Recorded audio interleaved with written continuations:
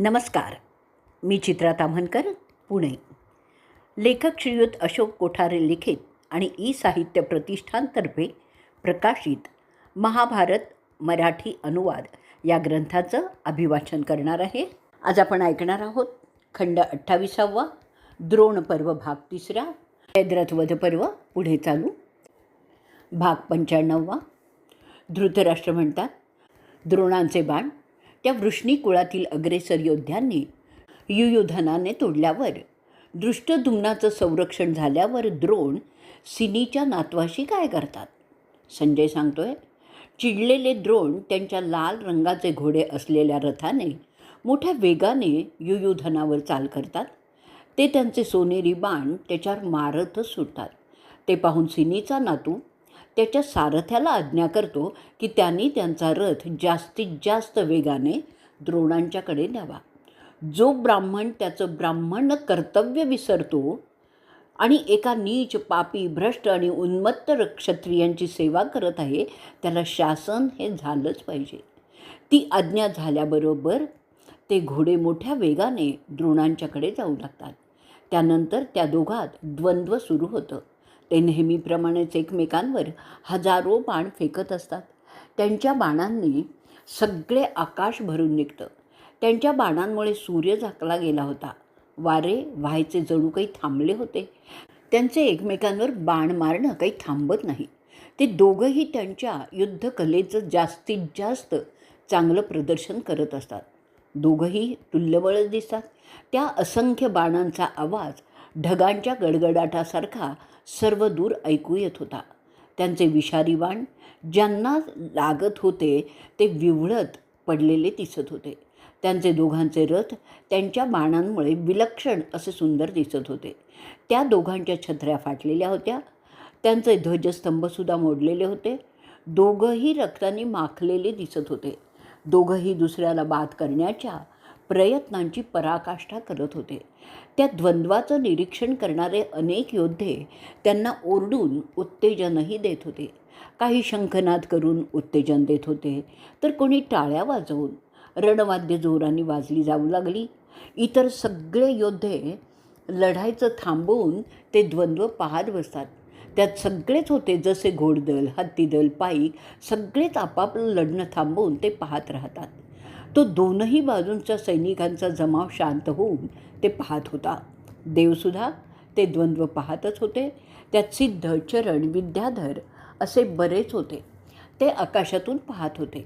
द्रोण आणि सत्यकी त्यांचं युद्ध नैपुण्य सगळ्यांना दाखवत होते. युद्धात त्यांचा जय होतो जो थकत नाही. या नियमानुसार त्या दोघातील कोण प्रथम थकतंय, त्यावर कोण जिंकणार ते द्वंद्व ते ठरणार असतं. सत्यकी द्रोणांचं धनुष्य मोडतो. त्याबरोबर पटकन तो भारद्वाजाचा मुलगा नवीनच तीरकमठा घेतो. तो सुद्धा सिनीचा नातू तोडतो. पुन्हा द्रोण जोराने ओरडत आणखीन एक धनुष्य घेतात. ते सुद्धा सत्यकी तितक्याच वेगाने मोडतो. असे 9 धनुष्य द्रोणांचे तो सत्यकी मोडून टाकत होता. द्रोणांना त्याचं कौशल्य पाहून भार्गवाचीच आठवण येते. राम, धनंजय, कार्तवीर्य, भीष्म अशा योद्ध्यांची तो बरोबरी करत होता युयुधन. सगळे गंधर्व, इंद्र ते युयुधनाचं कसब पाहून संतुष्ट झाले होते. द्रोणांना क्षणभर वाटतं की सत्यकीवर कृष्णाची कृपा झाली असावी, नाहीतर त्याचं ते कसब अवचितच होतं. द्रोण आता आणखीन एक धनुष्य हातात घेतात आणि मंत्रांनी बाण मारतात. पण ते सुद्धा तो वृष्णी बादच ठरवतो. ते तर अगदीच आश्चर्यकारकच होतं. ते तर खरोखरच सत्यकीसाठी मोठं भूषणावहच होतं. तुझ्या सैन्यातील जाणकार युयुधनाचं टाळ्या वाजवून कौतुक करतात. जे आयुध द्रोण वापरत होते तीच सत्यकी वापरून त्यांचा डाव उलटवत होते. त्यामुळे द्रोणांचा राग अनावर होत होता. त्या संतापाच्या भरात भारद्वाजाचा मुलगा दैवी आयुध सत्यकीवर टाकण्याचं ठरवतो. त्यात एक आग्नेय होतं. त्याचा जणू युयुधनाला आधीच अंदाज आला होता की काय, म्हणून तो वरून अस्त्र काढतो, जे आग्नेयाला बाद करण्यासाठी असतं. द्रोणांचं आग्नेय अस्त्र बाद होतं. ते होत असताना पांडवांचे युधिष्ठिर, भीमसेन, नकुल आणि सहदेव सत्यकीला मदत करण्यासाठी पुढे होतात.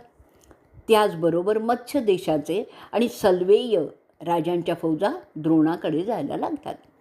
कौरवांच्या बाजूचे अनेक राजे दुःशासनाच्या नेतृत्वात द्रोणांना मदत करण्यासाठी पुढे होतात. आता ते द्वंद्व राहत नाही.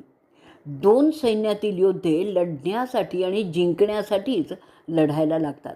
तो गोंधळच असा होता की अहो राजे, काही दिसतच नव्हतं. मातीचे लोट हवेत उडत होते, जसे घोडेस्वार आणि रथ वेगाने धावत होते एकमेकांविरुद्ध. त्यापुढे ते युद्ध नियमानुसार राहिलंच नाही. फक्त शत्रू पक्षाच्या माणसांना ठार मारणं हा एकच नियम कार्यरत होता असं तिथे दिसत होतं. आणि इथेच आपण आपला 95वा भाग संपवणार आहोत. भाग 96. संजय पुढे सांगतोय की सूर्य अस्ताच्या दिशेने जात होता. आकाश संपूर्णपणे धुळीने भरलेलं होतं. सूर्याची उष्णता कमी होत होती. तो 16वा दिवस संपण्याला फक्त काही घटकांचा अवधी राहिला होता. दोनही बाजूचे बहुतेक सैनिक त्या दिवसाचं युद्ध आटोपत घेण्याच्या तयारीत होते. काही मात्र अजूनही जोमाने लढतच होते. काही विश्रांती घेत पडलेले होते. अर्जुनाला अजून जयद्रथापर्यंत जाता आलेलंच नव्हतं. धनंजयाने त्याच्या बाणांच्या माराने युद्धभूमीत त्यांच्या रथासाठी एक चांगला मोठा रस्ता तयार केला होता. त्या रस्त्याने त्यांचा रथ जयद्रथाच्या पाशी जात होता. कृष्ण तो रथ वेगाने नेत होता. त्याचं सारथ्य तर पाहण्यासारखंच होतं. त्याचवेळी अर्जुनाचे बाण वेगाने शत्रूंच्या अंगातही घुसत होते. त्यामुळे वाहणारे रक्त पिण्यासाठी नरमांसभक्षक प्राणी त्यांच्या मागून जातच होते. ऋषिकेश त्यांचा रथ गरुडाच्या वेगाने नेत होता. ते पाहून कोणाचा त्यांच्या डोळ्यावर विश्वासच बसला नसता. जणू काही तो सूर्याचाच रथ असावा असंच पाहणाऱ्याला वाटत होतं. आणि थोड्याच वेळात त्यांचा रथ तुमच्या रथांच्या वेढ्याजवळ पोचतो, ज्यामध्ये जयद्रथाला ठेवलेलं होतं. ते भुकेने व्याकुळ झाले होते आणि त्यांच्या घोड्यांना सपाटून तहान लागलेली होती. त्यांना विविध आयुधांमुळे जखमाही झालेल्या होत्या. रणभूमीत मरून पडलेल्या हत्ती, घोडे आणि माणसं यांना डावलून त्यांना चक्रा मारत त्यांचा रथ त्यांना न्यावा लागत होता. ते काही सोपं नव्हतं. त्यांना अवंतीचे योद्धे विंद आणि अनुविंद पाहतात की अर्जुनाचे घोडे थकलेले आहेत. ते त्याला आव्हान देतात. त्या दोघांना ती एक चांगली संधी आहे असं वाटतं आणि ते खूप खुश होतात. ते अर्जुनावर 60 बाण मारतात आणि कृष्णावर 70. त्याशिवाय रथाच्या घोड्यांनासुद्धा ते जखमी करतात. परंतु अर्जुन त्यांच्या नेमक्या नाजूक भागावर बाण मारतो आणि त्यांचा जोर कमी करतो. त्या मारामुळे चिडलेले ते दोघेही अवंतीचे विभत्सूवर हल्ला करतात. त्यानंतर शांतपणे धनंजय त्या दोघांचं धनुष्य आणि सोन्याचे ध्वजस्तंभ मोडून टाकतो. त्यानंतर तो त्यांचे सारथी मारून टाकतो आणि नंतर मोठ्या भावाला मारतो. तो जमिनीवर कोसळतो. मोठा भाऊ मारला गेला आहे हे पाहिल्यावर धाकटा भाऊ गदा घेऊन खाली उतरतो आणि तो कृष्णाला गदेने कपाळावर मारतो. कृष्णाला त्यामुळे काहीच झालेलं नाही असा तो स्थिर असतो. त्यानंतर अर्जुन 6 बाणांनी त्याचं मुंडकं उडवतो आणि शरीराचे तुकडे करतो. त्यांचे राजे मारले गेले आहेत हे पाहून त्यांचे इतर योद्धे अर्जुनावर चाल करून येतात. अर्जुन असंख्य बाणांनी त्या सगळ्यांनाच यमाकडे पाठवतो. त्यांचा नाश झाल्यानंतर कौरवांची भीतीने तर गाळणच उडाली आहे. परंतु ते लवकरच ते सावरतात आणि नवीन आघाडी करून धनंजयावर चाल करतात. त्यांचा असा समज झालेला असतो की अर्जुन आणि कृष्ण फार थकलेले आहेत. जयद्रथाचं ठिकाण अजून खूप दूर आहे. ते अर्जुनाच्या रथाला वेढा देतात. ते पाहून अर्जुनाला हसू येतं. तो कृष्णाला म्हणतोय, आपले घोडे बाणांनी जखमी झालेले आहेत. जयद्रथ अजूनही खूप दूर आहे. अशा परिस्थितीत काय केलं पाहिजे असं तुला वाटतं ते मला सांग. तू नेहमीच योग्य निर्णय घेत असतोस म्हणून मी तुला विचारतोय. आम्हा पांडवांसाठी तू तर आमचे नेत्रच आहेस. मला काय योग्य वाटतंय ते तू मला सांग. मला वाटते की आपण आपल्या घोड्यांना रथातून मोकळं करावं, त्यांच्या अंगात घुसलेले बाण काढावेत आणि मग त्यांना औषधं लावावीत. ते ऐकून केशव त्याला सांगतो की तुझं बरोबर आहे, तेच आपण केलं पाहिजे. मग अर्जुन त्यावर कृष्णाला सांगतो की जोवर तो घोड्यांचे पाहत आहे तोवर तो शत्रूंच्या फौजांना काबूत ठेवेल. त्यावर केशवही ते मान्य करतो आणि तसं करण्याचं ठरतं. संजय पुढे सांगतो, रथाच्या गच्चीवरून तो उतरतो. त्याचं गांडीव सज्ज ठेवूनच तो शत्रूंच्या फौजांवर बाणांचा वर्षाव करायला लागतो. त्याला रथातून उतरलेला पाहून तुझे क्षत्रिय समजतात की त्यांचा जय झालेला आहे. ते मोठ्यांदा घोषणा देत त्याच्याकडे जायला लागतात. ते त्याच्यावर त्यांच्या बाणांचा वर्षाव करू लागतात. त्या अगणित योद्ध्यांना पाहून अर्जुन त्यांना त्यांच्या विविध शस्त्रांनी गोंधळातच टाकतो. तो त्यांच्यावर सतत असंख्य बाणांचा वर्षाव करत राहतो. दोनही बाजूनी होणाऱ्या त्या बाणांच्या वर्षावामुळे आकाश भरून जातं. ते सगळेच विजयांसाठी एकमेकांना मारत होते. त्यात वातावरण तापलेलं होतं. त्या असंख्य रथांच्या गराड्यात तो अडकलेला होता. त्यात शंखनादाने आकाश दणाणून गेलेलं होतं. जिवंत आणि जखमी आणि मेलेले असे सगळेच तिथे गर्दी करून होते. पार्थ त्याची कमाल करत होता, तो शत्रूंचा ओघ थांबवण्यासाठी. तो एकटा होता आणि त्याच्यावर बाणांचा मारा करणारे मात्र असंख्य होते. जमिनीवर मरून पडलेले, जखमी, जिवंत असे सैनिक, त्याचबरोबर मोडलेले रथ, त्यांचे फाटलेले ध्वज, त्यांचे आडवे तिडवे पसरून पडलेले दांडे, अशातून पुढे सरकणं सोपं नव्हतं. त्यामुळे क्षत्रिय आहेत तिथूनच पार्थावर बाणांचा मारा करत होते. काहींचे बाण संपल्यामुळे ते तसेच अडकलेल्या स्थितीत गप्प उभे होते. काही क्षत्रिय थकल्यामुळे तिथेच काहीही न करता शांतपणे उभं राहून इतरांचं युद्ध पाहत होते. काही त्यांना घाम आला होता म्हणून ते पुसत होते. काही त्यांच्या जखमा पाहत होते. त्या गदारोळात महाबली जनार्दन अर्जुनाला म्हणतो, अरे जिष्णू, इथे घोड्यांना देण्यासाठी पाण्याची विहीर नाही आहे. आपले घोडे तर तहानलेले आहेत. त्यांना जखमा धुतल्यानंतर अंघोळ घालावी लागेल. सुद्धा पाणी या रणांगणात नाही, तर त्यासाठी तू काही करू शकतोयस का? ते ऐकल्याबरोबर अर्जुन एक बाण मंत्र म्हणून तिथेच मातीत मारतो. त्याबरोबर एक विस्तीर्ण सरोवर तिथे निर्माण होतं, ज्याच्यात हंस, चक्रवाक असे पक्षीसुद्धा होते. त्या सरोवरात मासेसुद्धा पोहताना दिसत होते. ते पाहून तुझे सैनिक तर अचंबितच होतात. बहुतेकांना तहान लागली होती, त्यामुळे ते क्षत्रिय युद्ध थांबवून त्या तलावाकडे धावत जातात. सगळेच त्या थंड आणि रुचकर पाण्याने आपली आणि त्यांच्या जनावरांची तहान भागवू लागतात. मोठे हत्तीसुद्धा त्या पाण्यात उतरतात. काही काळासाठी युद्धाचा विसर सगळ्यांनाच पडलेला दिसत होता. अर्जुनाची ती किमया पाहून तुझे सैनिक आणि दोस्त राजेसुद्धा पार्थाचं कौतुक करत होते. काही काळासाठी ते वैर थांबलेलं आहे, संपलेलं आहे असंच दिसत होतं. आणि त्या सरोवराला आकाशातून काही ऋषी उतरून भेटही देतात. त्यात नारदसुद्धा असतात. अर्जुन त्रश्री म्हणजे देवांचे अभियंता साक्षात असावा असं तो करत होता. त्याच्याभोवती बाणांचं कुंपण आणि भिंती खांब तो रचतो. ती करामत पाहून कृष्ण आणि तुझे आणि पांडवांचे क्षत्रिय पार्थाचं कौतुक करायला लागतात. काही काळांसाठी वैर संपलं आहे असं वाटतं. कृष्ण पार्थाची पाठ थोपटतो आणि शाब्बास शाब्बास असं कौतुकही करतो. पण इथेच आपण आपला 96वा भाग संपवणार आहोत. भाग 97. संजय पुढे सांगतो की तो जलाशय तयार केल्यानंतर त्यांनी शत्रू पक्षाचं सैन्य काबूत आणण्यास सुरुवात केली. त्यांनी त्याच्या संरक्षणासाठी जो बाणांचा महाल तयार केलेला असतो तो पाहून तर वासुदेव फारच संतुष्ट होतात. ते रथातून उतरतात, घोड्यांना जुतातून मोकळे करतात, त्यांच्या शरीराला लागलेले बाण काढतात. ते पाहून सिद्ध, चरण आणि आसपासचे योद्धे त्यांच्या कौतुकाचे बोलत एकच ओरडा करतात. पांडवांचे शत्रूसुद्धा त्यामुळे इतके प्रभावित झाले होते की ते अर्जुनाची प्रशंसा करण्याचं नाकारूच शकत नाही. तरीसुद्धा काही राजे समजतात की ही नामी संधी आहे की अर्जुनावर हल्ला करता येईल. त्याप्रमाणे ते त्यांच्यावर बाणांचा वर्षावही करतात. विविध प्रकाराने ते त्यांच्यावर चाल करून जातात. दुश्मनांचे दोस्त अर्जुनावर बाण मारत असतात, परंतु अर्जुनाने जे अदृश्य कवच त्यांच्या भोवती निर्माण केलेलं होतं त्यामुळे ते बाण त्यावर आदळून खाली पडत असत.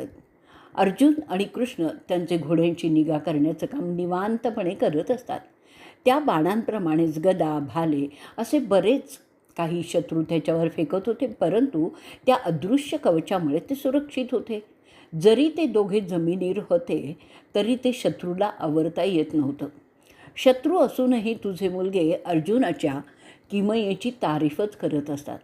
ते एकमेकांना सांगत असतात, असं चमत्कारी कृत्य दुसरं कोणी केलेलं आम्ही तर आजपर्यंत पाहिलेलंही नाही आहे, जे पार्थ आणि वासुदेव करतायत. भर युद्धात ते त्यांचे घोडे रथापासून सुट्टे करतात, त्यांना औषधं लावतात. असं कोणी आधी केलेलं ऐकिवतच नाही आहे. त्यांच्या त्या कृतीतून आम्हीसुद्धा काहीतरी शिकू शकतो. ते समजल्यासारखं कृष्ण स्मित करतो, जसे काय ते रणांगणात नसून त्यांच्या राज्यांमध्येच बसलेला आहे. त्या बाणांच्या सुरक्षित दालनात तो त्याचा रथ नीट करत असतो आणि ते सगळं भर युद्धात ते करत असतात. त्यानंतर त्यांचे घोडे ताजेतवाने होतात. त्यांच्यामध्ये घुसलेले बाण काढल्यामुळे ते जास्त तरतरीत झालेले दिसतात. तो त्यांना जलाशयातील पाणी पाजतो. अशा रीतीने ते दोघेही त्यांच्या घोड्यांची अशी निगा राख करतात की जणू काही ते त्यांचे साथीदारच आहेत युद्धामधले. ते झाल्यानंतर कृष्ण त्याचे घोडे पुन्हा जूला बांधतो, रथ तयार करतो पुढच्या चढाईसाठी. ते पाहून तुझे कौरव बेचैन झालेले दिसतात. ते स्वतःला दोष द्यायला लागतात आणि म्हणतात, अरे ते आपल्या नजरेसमोर गेले, जयद्रथाच्या मागे धिक्कार असो आपला. ते आता पुन्हा आपली कत्तल करण्यास सुरुवात करणार. आपण त्यांना मारू शकलो नाही, दुसरं काही बोलतात, तर चला आता आपणही त्यांचा नाश करण्यासाठी त्यांच्या मागे जाऊयात, नाहीतर ते दोघंही जयद्रथाला आता पकडतील. कित्येक मोठे नामवंत राजे असूनही त्या अर्जुनाच्या किमयेने प्रभावित असं स्वतःशी बोलतात. तो दुर्योधन किती मूर्ख आहे पहा. अशांची सुद्धा तो शत्रुत्व करतो, ज्यांच्याशी कोणीही केवळ मैत्रीच करणं शहाणपणाचं समजेल. अशा प्रकारे तिथे तुझ्या दोस्त राज्यात बातचीत होत असते. ते म्हणतात की तो सिंधचा राजा आज यमाच्या घरी खात्रीने जाणार, मग आपण कशाला त्याच्यात जा. अर्जुन पाहतो की सूर्य मावळतीकडे जात आहे, म्हणजे आता फार कमी वेळ उरलेला आहे. ते दोघं जास्त वेगाने जयद्रथाच्या ठिकाणी जाण्यासाठीच रथाचा वेग वाढवतात. ताज्या दमाचे त्यांचे घोडे वाऱ्याच्या वेगाने धावायला लागतात. त्यांच्या वेगाने जाण्यामुळे तुमचं सैन्य अस्वस्थ झाल्यासारखं दिसत होतं. कृष्ण मोठ्यांदा त्याचा शंख फुंकतो आणि आव्हानाचं जाहीर करतो. त्यामुळे कौरवांच्या सैन्याची होणारी चलविचल पाहण्यासारखीच होती. त्याच्या रथाचा वेग त्यांनी फेकलेल्या बाणांच्या वेगापेक्षा देखील जास्त होता, म्हणून त्याचे बाण त्याच्या मागे पडत होते. कौरवांच्या फौजा धनंजयाला घेरण्याचे प्रयत्न करू लागतात. दुर्योधन पार्थाच्या जवळ जायला लागतो. त्याने दिलेल्या चिलखताच्या आधाराने त्याला नवीनच जोर आलेला असतो. कौरवांचे योद्धे तो कपिधारक ध्वज फडकताना पाहतात. त्याचं दर्शनाने तर ते खचूनच जातात. रणांगणातील मातीच्या धुळीमुळे सूर्य झाकला गेला होता. त्यामुळे तुमचे योद्धे धनंजयाला आणि त्याच्या रथाला नीटपणे पाहूसुद्धा शकत नव्हते. इथेच आपण भाग 97 आपला संपवणार आहोत. भाग 98. संजय पुढे सांगतो की धनंजय आणि कृष्ण त्यांच्या वेगवान रथाने तुमच्या अनेक पडझणी पार करून जयद्रथाच्या ठिकाणी पोचलेले पाहून तुमचे सगळेच लोक चिंताक्रांत झालेले दिसतात. अर्जुन आणि कृष्ण मात्र त्यांचं चित्त शांत ठेवून पुढे जात असतात. त्यांना अडवणारे राजे आणि त्यांचं सैन्य ते मारतच पुढे जात होते. ते पाहून कितीतरी क्षत्रिय युद्ध सोडून पळून जात असलेले दिसतही होते. त्यांना कितीही सांगितलं तरी ते तुझ्यासाठी लढण्यास काही तयार नव्हते, कारण ते समजले होते की कौरवांचा पराजय होणार आहे हे निश्चितच आहे. मग कशाला आपला जीव त्यांच्यासाठी खर्च करावा. त्या विचारसरणीने उचल घेतली होती तुझ्या बहुतेक योद्ध्यांच्या मनात. म्हणूनच अर्जुनाला विरोध करणाऱ्यांची संख्या आता कमी झालेली दिसत होती. फक्त जे खास होते मात्र अजूनही अर्जुनाला विरोध करणाऱ्यांच्यात ते दिसत होते, परंतु त्यांचा टिकाव काही लागत नव्हता. त्यामुळे त्या दोघा कृष्णांची परिस्थिती अशी होती की जसे चंद्र सूर्य राहूच्या तावडीतून सुटलेले आहेत. द्रोण आणि रुधिकाचा मुलगा कृतवर्मन यांचा आणि त्यांच्या फौजांचा विरोध मात्र चालूच होता. दोनही बाजूने बाणांचे वर्षाव सतत चालू होते. तरी त्या विरोधाला न जुमानता पार्थ आणि जनार्दन वेगाने जयद्रथाच्या ठिकाणी जातच होते. त्यांचा प्रवासच असा होता जसे त्या आगीच्या वणव्यातून जात आहेत, किंवा जसे संतापलेल्या मोरी माशांच्या तावडीतून 2 देवमासे सुटत आहेत, किंवा जसे सागराच्या लाटांच्या तडाख्यातून 2 देवमासे सुखरूप निघालेले आहेत.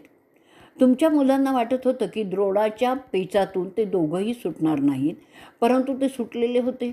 आता त्यांना जयद्रथाच्या सुटकेची शाश्वतीच उरलेली नव्हती. द्रोणामुळे आणि कृतवर्मनामुळे त्यांना विश्वास होता की जयद्रथ नक्की वाचेल, परंतु आता त्यांचा विचार बदललेला दिसत होता. भोजांच्या विळखातून सुद्धा ते निसटलेले होते याचं कित्येक अनुभवी राजांना आश्चर्य वाटत होतं. जयद्रथ मरणार हे सगळे समजून चुकतात. ते दोघंही समजतात की जयद्रथाचं ठिकाण त्यांच्या आवाक्यात आलेलं आहे. ते एकमेकांशी बोलतात सुद्धा की तो जयद्रथ त्याच्या 6 योद्ध्यांच्या मध्ये सुरक्षित असा ठेवलेला आहे, तरी तो माझ्या हातून सुटणार नाही. अगदी इंद्रसुद्धा त्याला माझ्यापासून आता वाचवणार नाही.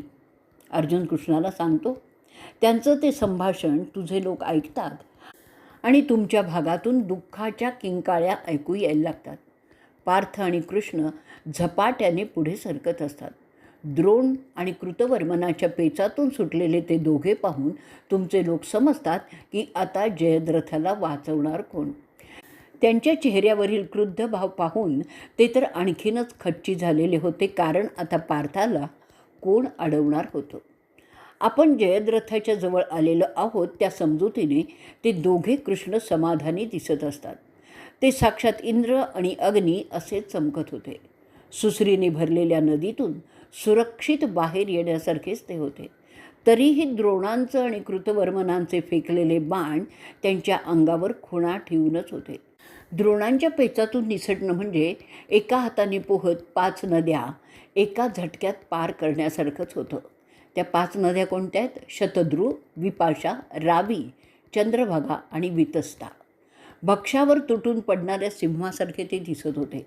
जयद्रथ तर आता मेल्यातच जमा होता, त्यामुळे कोणीही त्याच्या जीवासाठी फारसा विचार करत नव्हते. अखेरीस तो जयद्रथ अर्जुनाला दिसतो. त्याला पाहताच अर्जुनाचे डोळे आणखीनच लाल होतात. तो गर्जना करतो. कृष्ण हातात रथाचे लगाम घेऊन उभ्या उभ्याच तो रथ हाकत होता. त्याच्या बाजूला पार्थ हातात गांडीव घेऊन सज्ज असे ते वेगाने जयद्रथाकडे जात असतात. भक्ष दिसल्यावर जो उतावळेपणा घार दाखवते तसाच उतावळेपणा पार्थात दिसत होता. सूर्य अजूनही दिसत होता, म्हणजे वेळ अजून बाकी होती. त्याच वेळी दुर्योधन त्याच्या नव्याने मिळालेल्या चिलखतात जणू काही अर्जुनाची वाट पाहत उभा आहे असा दिसत होता. तो वेगाने पुढे घुसतो अर्जुनाचा रथ अडवण्यासाठी. तुझ्या मुलाचं सगळं लक्ष कृष्णाकडे होतं. दोघे जोरजोराने ओरडतात, शंखू वाजवून एकमेकांना आव्हान देतात. दुर्योधन जयद्रथाच्या संरक्षणासाठी स्वतः पुढे झालेला होता. ते पाहून कृष्ण अर्जुनाला त्या प्रसंगानुसार काहीतरी बोलतो, पण ते आपण पुढच्या भागात ऐकणार आहोत आणि इथेच आपण आपला 98वा भाग संपवणार आहोत. भाग 99. वासुदेव अर्जुनाला म्हणतो, अरे धनंजया, हा दुर्योधन तुला आव्हान देत आहे. ते एक मोठं नवल करणारच आहे रे. तो वास्तवात एक चांगला रथी आहे. तो एक चांगला धनुर्धारीसुद्धा आहे. त्याचं युद्ध कौशल्य खरोखरी चांगलंच आहे. त्याला पराभूत करणं साधारण क्षत्रियाला काही सोपं नाही आहे. त्याची लढण्याची पद्धत घुसखोरीची आहे हे तुला माहीत आहे. वैभवात वाढलेला आहे, त्याला कष्ट माहिती नाही आहे. तो तुमचा द्वेष्टा आहे. अशा करता तुला प्रथम त्याला मारावं लागेल आणि मग जयद्रथ असं दिसतं आहे. त्याच्यावर विजय का पराजय हे ठरणार आहे. तुझा सगळा राग त्याच्यावर काढ. तो तुमच्या सगळ्या त्रासांचं मूळच आहे. जर त्याला मारलंस तर हे युद्ध आत्ताच संपुष्टात येईल. तो तुझ्या आवाक्यात येत आहे. त्याला लक्ष्य कर. हा सत्तेचा हावरा स्वतः का आला लढायला काय माहिती. कदाचित तुझं शुभभाग्य असेल की हा स्वतःच मारायला आलेला आहे. त्यात काही नवीन कपट कारस्थान तर नाही आहे ना. त्याची बुद्धी भ्रष्ट झाली आहे का. त्याला कोणत्याही पापकर्माचा कधीही पश्चात्ताप वाटत नाही. त्याला तुझ्या सामर्थ्याची कल्पना नाही असं वाटतंय. मग आत्ताच असं कर ना की त्याचा जीव जाईल. वैभवात राहिल्याने त्याचा अहंकार फार वाढलेला आहे. त्याला दुःख म्हणजे काय तेही माहिती नाही आहे. त्याला तुझ्या युद्धकौशल्याचा सुद्धा अनुभव नाही आहे. तीनही जगातील लोक, देव, असुर आणि मानव तुझ्यापुढे उभेसुद्धा राहू शकत नाही याची त्याला कल्पनाही नाही. तुझ्यापुढे हा दुर्योधन तुच्छच आहे. हे तुझं भाग्य समज की त्याला तुझ्याजवळ येण्याची दुर्बुद्धी झालेली आहे. जसं पुरंदराने वृत्राचा वध केला तसाच तू ह्या असुराचा वध लवकर करून टाक. कपटाने त्याने तुझ्या युधिष्ठिराला फसवलेलं आहे. तुम्ही जितके पवित्र आहात तितका हा अपवित्र आहे. त्यांनी तुम्हाला फक्त आणि फक्त त्रास देण्याचंच काम केलेलं आहे. युद्धाच्या क्षेत्रात ते होऊन जाऊ दे. कोणतीही शंका कुशंका न करता सरळ त्याचा वध करून तू टाक. त्यामुळे मानवतेचंच भलं होणार आहे. त्याने ज्या सगळ्या वाईट गोष्टी तुमच्याबरोबर केलेल्या आहेत त्या आठवून त्याबद्दल त्याला शिक्षा कर. दुर्योधन हा पापात्मा आहे. अरे पंडुपुत्रा, अशी संधी वाया घालवू नकोस. तो तुझ्या बाणांच्या कक्षात येत आहे. ह्याचा काटा काढून तू तुझ्या अनेक अपेक्षा, ज्यांची तुला आज कल्पनासुद्धा नाही आहे, त्यातून नकळतपणे पूर्ण करणार आहेस.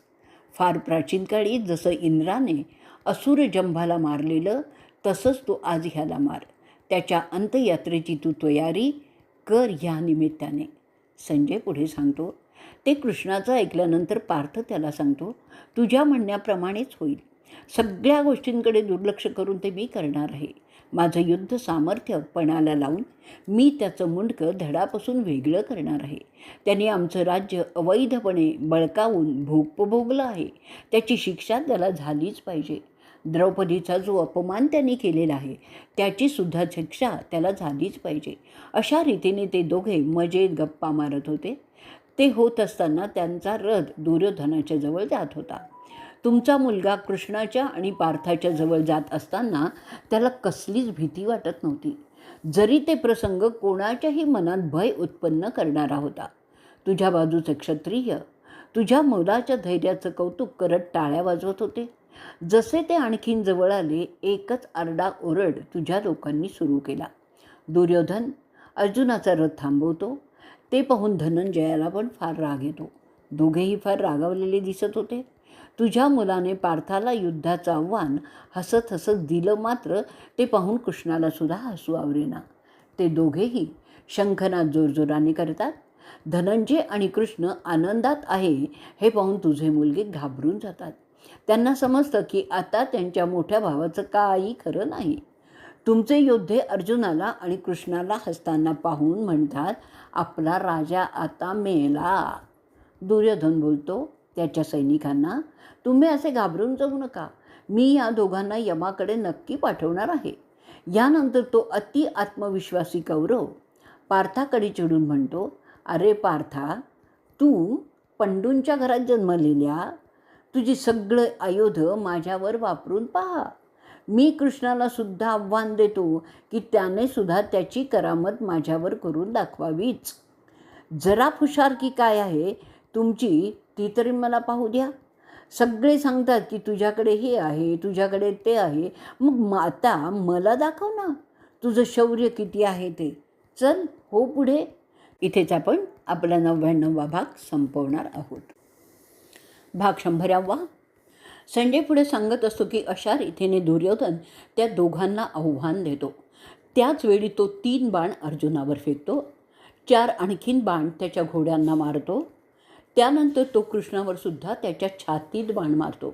त्याच्या हातातील लगाम तो तोडून टाकतो आणि तो लगाम जमिनीवर पडतो. पार्थ शांतपणे त्याच्यावर 12 बाण मारतो, परंतु ते सगळे दुर्योधनाने घातलेल्या चिलखतामुळे निकामी ठरतात.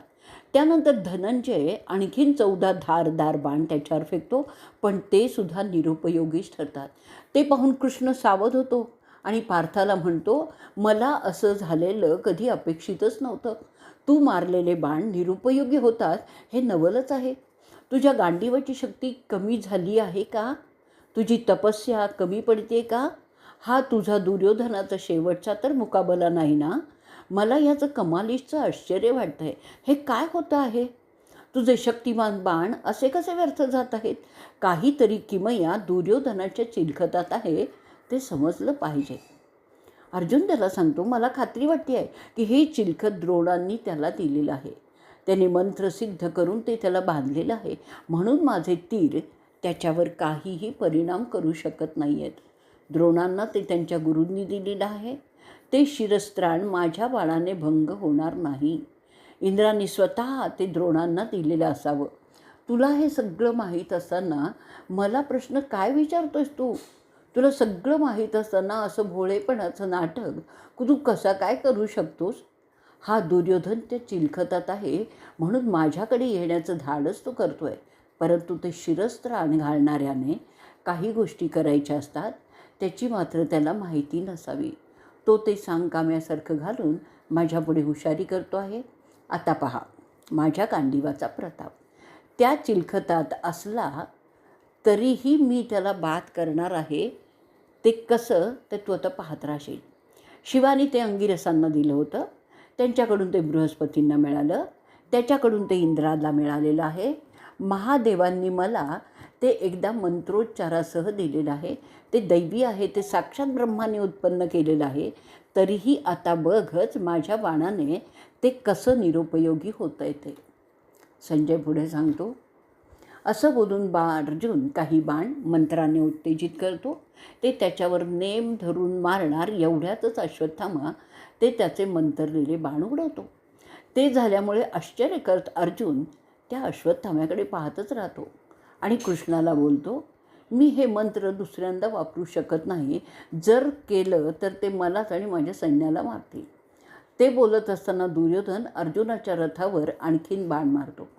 तो बाणांचा मारा पाहून ते दोघेही कृष्ण मोठ्यांदा गर्जना करतात, त्यांची रणवाद्य वाजवतात. अर्जुन दुर्योधनाचा अंग पाहतो तर तो पाहतो की त्याच्या अंगाचा सगळा भाग त्या दिव्य चिलखताने झाकलेला आहे. पार्थ त्याचे घोडे मारतो, त्याचं सहाय्यक सारथी मारतो. त्यानंतर तो दुर्योधनाचं धनुष्य मोडून टाकतो, त्याच्या हातातील संरक्षण कवच फाडून टाकतो.